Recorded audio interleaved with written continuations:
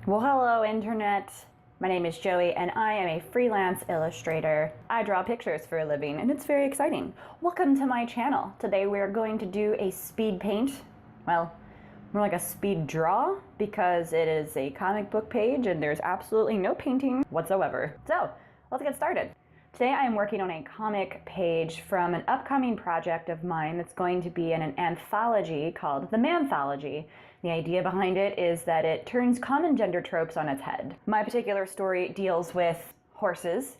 You may remember a 1980s cartoon that involved pastel horses, and they were always girl horses that were out adventuring and saving the world. Well, I decided we needed to answer the question, where are all of the boy horses? Why didn't they go adventuring? It's boy power that's also in a way girl power, because everyone should be powerful and lovely. Anyway, as you can see here, I have a pre-made thumbnail that I had worked on beforehand to figure out my composition. And right now I am working on drawing the final lines. Now you may notice that these are pencils, but they're really tight.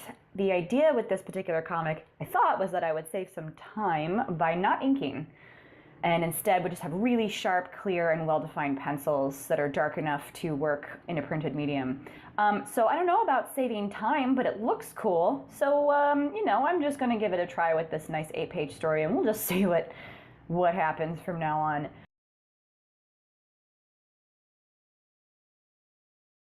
Anyway, so on the left here you see we have our main character. His name is Twinklebit. He is a horsey, a little engineer's cap on. On the right we have our antagonist, whose name is the Shadow Witch. He is a bad guy who has been plaguing the horses of this happy little valley by sucking up all of the color in the world. That's what he survives on. He eats it. And so the boy horses have come to figure out what's going on. So this is what I would think to be a typical adventure with boy horses in this 1980s sort of setting. So as you can see, I earlier did a little bit of a scribble in of where the text balloons were going to go, and part of that is because I've learned this lesson the hard way multiple times, that if you don't plan where your text balloons are going to go ahead of time, you end up just forgetting about them, and then you go to give your stuff to the letterer, who in this case is myself, and then present self is yelling at past self for having not planned more into the future, like, what are you doing? There's not space for all of these words you want to add. So I have learned just, you know what, when I am present Joey and I am penciling, go ahead and just figure out like where your words are going to go ahead of time.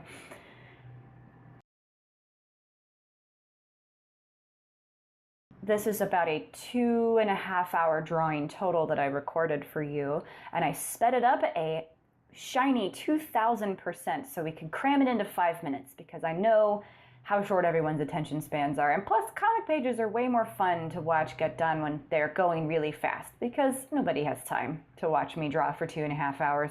Besides, I have no idea what I would say for 2.5 hours. It would get boring really fast. So here's another character. He's another one of the boy ponies. His name is actually one of the jokes in there, so I won't tell you what his name is. And then here's our third boy pony, whose name is Shivershanks.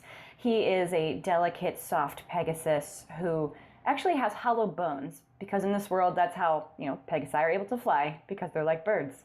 So this particular page is from a titular moment in the story, the kind that you would always get in 1980s story tropes, where you would have the main character give this really big speech about how you just have to believe in yourself and you too can defeat the bad guy. So Twinklebit is about to give this great speech and take off his little engineer's cap and reveal his beautiful mane as punctuation for his speech. You'll also notice that I erased his face halfway through, because for the thumbnail I'd kind of drawn him flat and graphically, and I do enjoy doing that with my art a lot, but I've been trying to evolve over time to add more volumetric weight to my drawing. So, I erased it and started over. They always say kill your darlings. You may really like your painting or your drawing, but it may still suck. So erase it. Don't get excited and sacrifice the quality of your entire page or painting because of one little spot.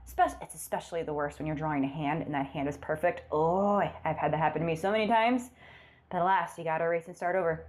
So here we've got his flowing, beautiful locks. That was actually really fun to draw. And I think my penciling attempt with the nice thick pencils worked out really well in this particular instance, although, I don't know, inks might have looked even better.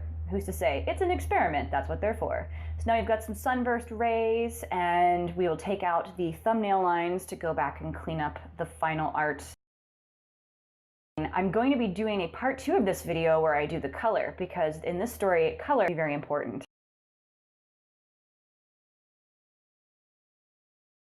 Here we have the final image with our beautiful little spots for the text bubbles.